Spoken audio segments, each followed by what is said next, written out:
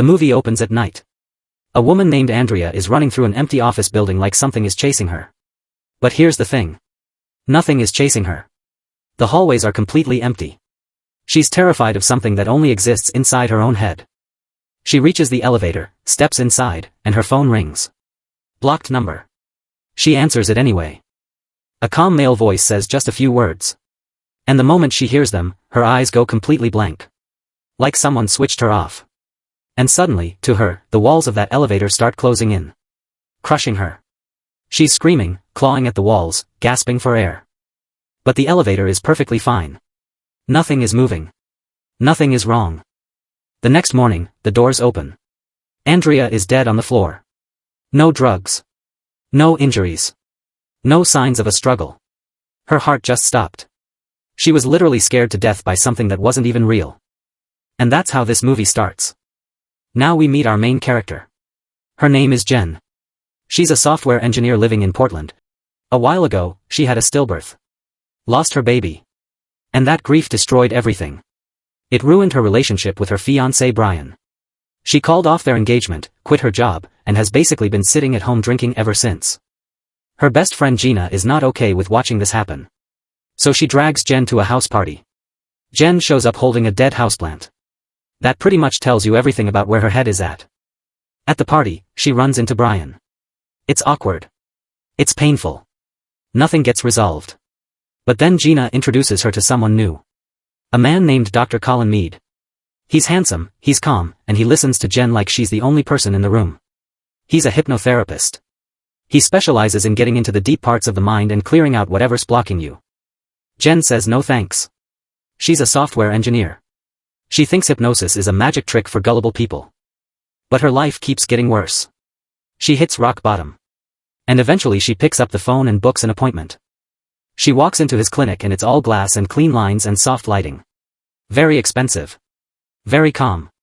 Dr. Meade sits her down and tells her hypnosis isn't about losing control. It's about getting past the walls your conscious mind puts up. He says something that makes her feel safe. Only you can control your subconscious. She agrees to try. He starts talking in this slow, steady voice. Counting down. Guiding her to relax every part of her body. Her eyes close. And then they snap open. She feels amazing. Refreshed. She laughs and apologizes for falling asleep after a few minutes. Dr. Meade smiles and looks at his watch. He tells her she wasn't asleep for a few minutes. She was under for over an hour. And she remembers absolutely nothing. She's a little shaken. But she feels so good that she tells herself it's fine. Over the next few weeks, Jenn's life turns around completely. The depression lifts. She starts exercising. She updates her resume. She starts looking for jobs again. She feels like herself for the first time in a long time. But her nights are strange. She keeps having these vivid, disturbing dreams where a man is lying next to her in bed. Stroking her hair. Whispering to her. She always wakes up sweating and terrified. The man's face is always blurry. Then one day she bumps into Dr. Meade at a grocery store. Completely by chance. They grab coffee and he opens up about his life. Tells her his wife Amy died years ago. He still misses her deeply. Then he gently suggests that Jenn should invite Brian over for a home-cooked dinner. Patch things up. Move forward. And here is where something subtle happens. His voice shifts just slightly. Jenn's eyes glaze over for just a second. And then the scene cuts. Jenn blinks. She's sitting at her dining table. It's dark outside. The table is set. There's a full meal in front of her. And she has absolutely no memory of coming home or cooking any of it. Then she hears a horrible sound from the bathroom. She runs in and finds Brian collapsed in the bathtub. His face is swollen. His throat is closing. He's going into severe anaphylactic shock. Brian is violently allergic to sesame oil and Jenn has always known this. She would never keep it in her house. She stabs him with his EpiPen and calls 911. Paramedics get there just in time. Brian goes into a coma in the ICU. Jenn goes home shaking. She goes to the kitchen. And there it is. A bottle of sesame oil on the counter. And next to it, a grocery receipt. In her own handwriting, at the bottom of the list, are the words sesame oil. She bought it herself. She cooked, now she's terrified. So she goes back to Dr. Meade and breaks down crying. He's calm. Sympathetic. He suggests maybe her subconscious is angry at Brian over the miscarriage. Says she's safe with him. But something about his perfect calm gives her a cold feeling she can't explain. So Jenn does what software engineers do. She starts digging. She gets into medical boards, old legal records, sealed complaints. And what she finds is horrifying. Dr. Meade has a trail of former female patients who reported memory loss, boundary violations, and strange behavior. 2 of them are dead. One of them is Andrea. The woman from the elevator. The woman from the very beginning of the movie. Jenn calls Gina immediately. Tells her everything. Gina listens in shock. And then Gina tells her something that turns Jenn's blood cold. She's already had her first session with Dr. Meade. She signed up a few weeks ago because she was so impressed by how quickly Jenn was improving. Now both of them are at risk. They go straight to the police.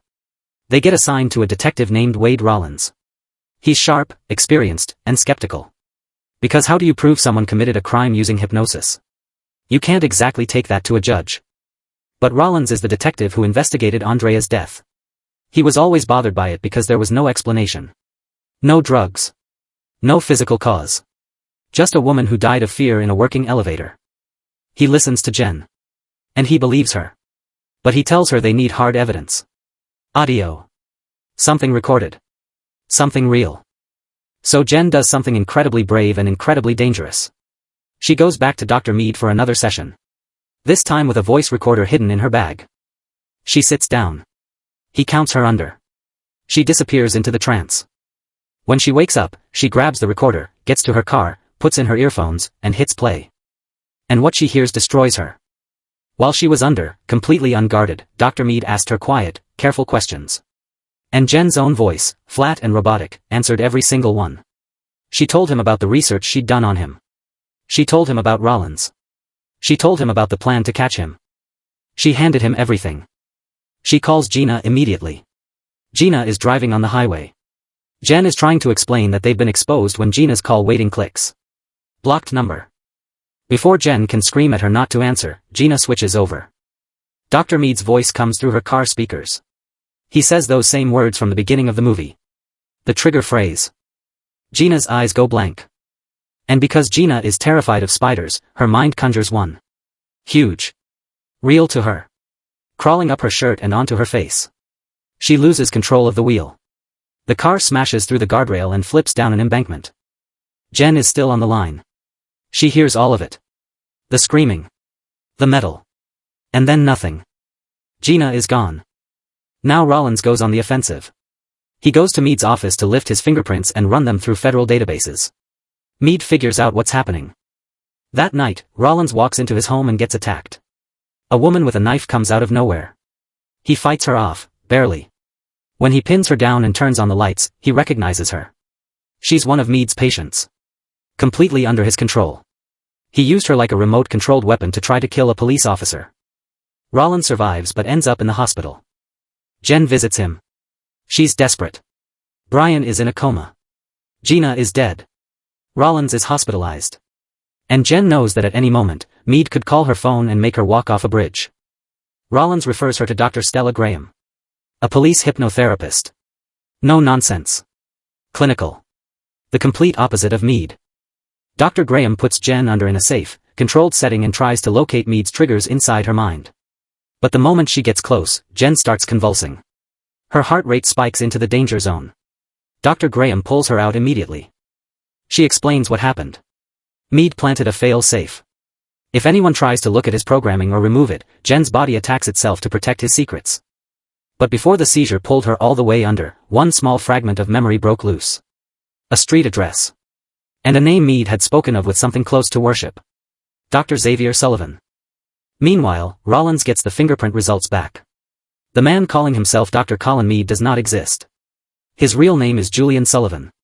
And his father, Dr. Xavier Sullivan, was a scientist who worked on MKUltra. The CIA's secret mind control program. Xavier Sullivan spent decades figuring out how to break a human mind completely and rebuild it as something obedient. He passed all of it to his son. And Julian didn't use it for research.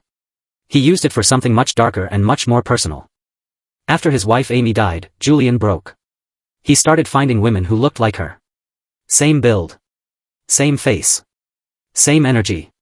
And he started using deep hypnosis to erase who they actually were and replace their memories and personality with Amy's. He wasn't treating patients. He was building replacements. Jenn was his latest project. Armed with the address, Jenn drives out alone to a remote estate outside the city. She breaks in. And inside the study, every wall is covered in photographs. Julian and Amy. Amy, who has the exact same face as Jenn. The same hair. The same everything. And she realizes those nightmares weren't nightmares. Julian had been bringing her here while she was under. Making her live out his memories of Amy. Then a figure steps out of the shadows. Julian. Before she can move, he speaks. The trigger phrase hits her and her body locks completely. Her phone falls to the floor. She can't move a single muscle. He carries her to a bedroom. Dresses her in Amy's clothes. Sits beside her and speaks to her like she's already Amy. Tonight he's going to plant the final layer of false memories and erase Jenn Thompson forever. Then the front door smashes open. Detective Rollins. Bandaged. Limping. Gun drawn. Julian grabs his own gun, locks Jenn in, and goes downstairs to deal with him. Jenn can only listen. Gunshots. Crashing. Fighting. Then silence. The door slowly opens. Rollins is standing there. He walks over and pulls her into a hug. He strokes her hair and says quietly, "It's okay, my love." And something explodes inside Jenn's mind. Because we flash back now to her session with Dr. Graham. Before the seizure cut everything short, Dr. Graham managed to do one thing. She planted a counter-trigger. She knew from the audio recording that Julian always called Amy by that phrase at the moment of total surrender. So she wired Jenn's subconscious with a secret rule. If anyone says, "my love," while she's trapped, it overrides everything Julian built and sets her free. The illusion shatters. The man holding her is not Rollins. It's Julian.